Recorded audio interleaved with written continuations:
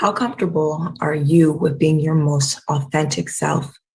And when I mean authentic, I mean unapologetically confident, poised, and authentic, and not just at home, not just with your friends and close family, but in the workplace.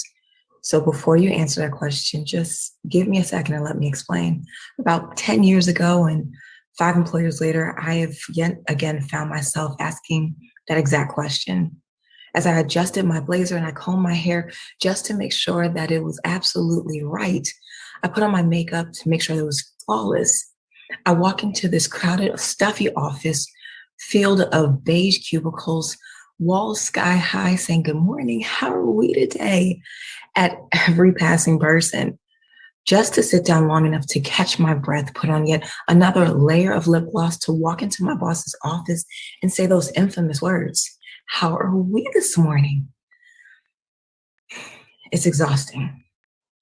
And as the only minority, the only Black woman in a 40-person office whose mission and ethos statement is plastered across the wall, it's supposed to remind us of our commitment, our pride, our joy in protecting and serving the American people. And yet it's ironic because I still question which people. I find myself in a familiar territory yet again, falling prey to those survival tactics known all too well by many people of color in corporate America, code switching, or as these younger call it, are starting to call it the switch. So we're told at a young age that we're supposed to be everything that we can be, fake it until you make it, deny it until you can actually supply it. And even at a younger age for us women, they'll tell you that you can be whatever you want to be and you're groomed for greatness. As I grew up in my teenager years, I was groomed, but it came with a price. Don't wear this and don't wear that. Be mindful of what you wear and how you wear it because it doesn't just necessarily look bad on you, and that looks bad on the family. Be careful of what you say and how you say it because people can get easily offended. You need to be slow to speak and quick to hear. As I started to watch as this continued policy and procedures began to pile up, no matter what I was doing, I was no longer this carefree kid who could be whoever she wanted to be. Now I became this overly cautious, overly anxious woman who needed to be prim, proper, and perfect. And that amount of stress that was laid on my shoulders became unbearable. Even I could feel the weight just lingering. I had a fear of being stereotyped so that I had to act the part of being prim and proper, a postured young lady. I often pretended, but no amount of faking it allowed myself to be yet that authentic. I became confused and slightly curious to figure out what's with all the theatrics. Now as an adult, I've constantly tried to be aware of my mannerisms to ensure that not only am I not to portray myself or the people that I represent in a negative light, I need to start changing the pitch of my voice so it's a lot lighter and less aggressive, smiling harder and more than my cheeks can bear, wearing Bergdorf sweaters and Tom shoes in the office because, once again, the irony is not lost on me. This performance of code switching demands risk, physical manipulation, emotional trauma, and triggers, and yet the understanding that my success at times is in the hands of someone else. The emotional tax that a lot of us have to play when it comes to code switching provides temporary respite. Yeah, however, being inauthentic has its negative effects, not just from the perceptions, but also in performance in the long term. In order for us to secure a seat at the table, we just don't want any seat. We want the seat. We want the head of the table, not sitting behind some 1998 dusty old suit taking notes. And what comes with access? Challenges and shame. Shamed in our lived experiences, forcing us to hide who we are, who we're supposed to be, who we were called to be, our most authentic self. And yet, these same exact emotions that come with the code are stressful. They're demeaning, they're careless. And this level of performance starts to dwindle. And therefore, we begin to perpetuate the stereotypes about women of color and our lack of leadership qualities, interpersonal skills, our inability to be assertive and yet decisive in the boardroom. Overwhelmingly enough, when it comes down to these extra acts of labeling, we were told to be a little bit more chummy with the fellas. So I started to act slightly more masculine so I could fit into the good old boys club. And yet I got pushed back. It came off as inauthentic, and I wasn't getting that sort of support or the sort of acceptance that I thought I would have. So once again, we're back to labels. We've been described as bad-tempered, hostile, overly aggressive, passive, mild-mannered, too passionate, too opinionated.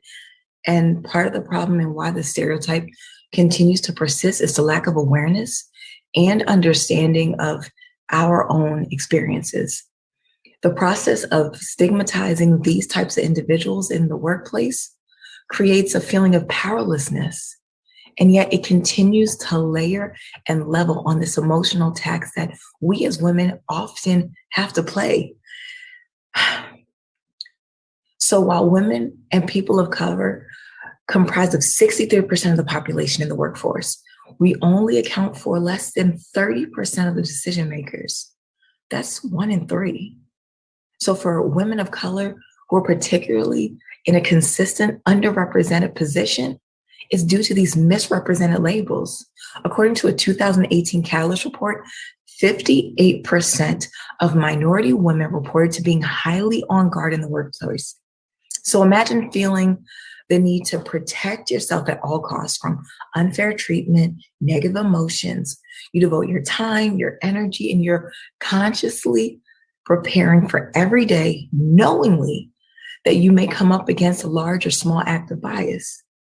So I've received multiple shades of advice from be more approachable, open up, go ask a colleague for coffee, get to know them, they're great. But in the back of my mind, I'm starting to think, you want this brown woman to ask this Northern European executive to coffee? Nope. What am I supposed to do with this? We don't have anything in common. What can we possibly talk about? Yet this daily vigilance to protect against what others might say or do, whether they include us or not, they lead to avoiding social interactions at all costs, making us adjust our appearance just so we could fit in. We become slower to speak, and yet we're trying to fit into the standard norm. But yet this is the emotional Black tax that many of us has had to pay over the years, and we come with no receipts.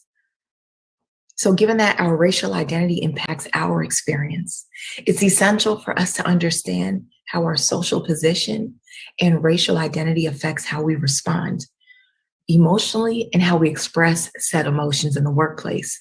It's not just how we can identify them, but how can we manage them?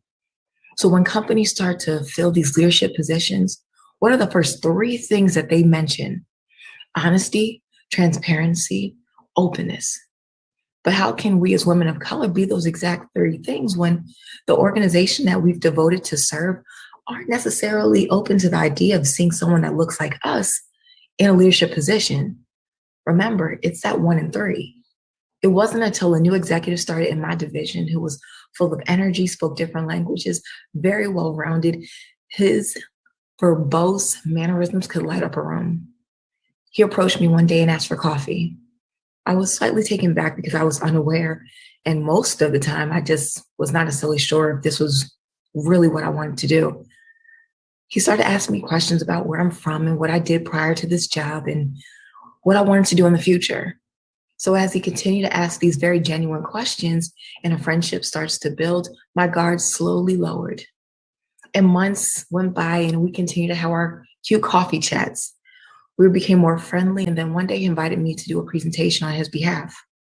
I asked him why me, and he simply said, because I see a leader in you. To this day, he remains one of my most trusted mentors and advisors. So when we talk about authenticity, being who you are supposed to be, for us as minorities, it aligns with our relational transparency and our self-management, and matching those 2 things with our core principles. We've identified that self-awareness is one of the most salient qualities of an authentic leader. And yet it's important for us to remember that we have something that others are judging us on.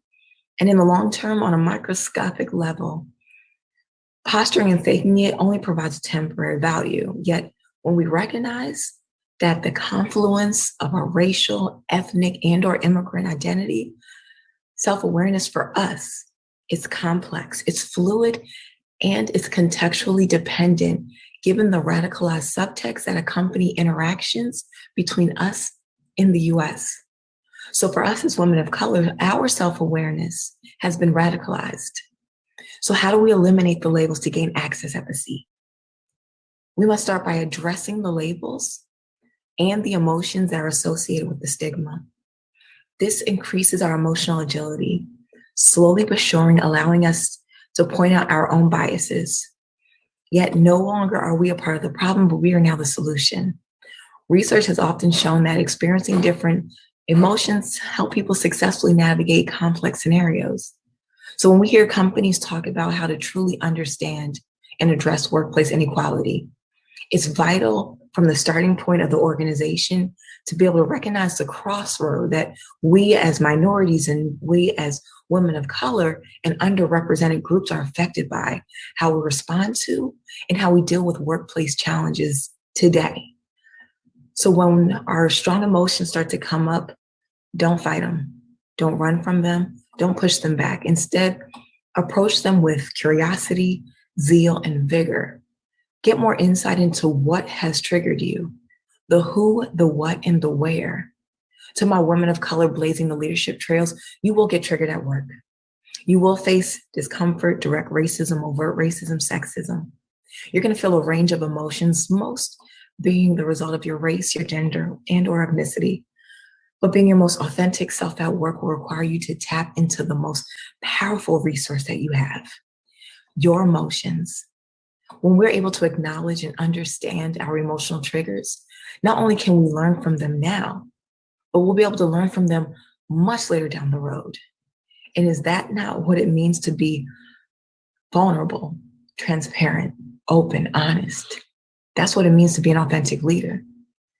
Our emotions will be our guide toward developing our own emotional agility while tapping into our core beliefs and our values for further insight that will allow us to make better decisions in the future. And to my organizations that are looking to uplift and support and truly promote authenticity in the workplace, I want you to understand this, that suppressing emotions, it decreases not just our access to sound decision-making, but having crucial conversations, strategic influencing, and relationship building. When we're unable to acknowledge our emotions and our emotional triggers, we can then embody what's honest and transparent and open when it comes to leadership. And it starts with being our most authentic self. There's an opportunity for us to take advantage of this uncertain time, this transition, and this part of being emotionally safe in a workplace.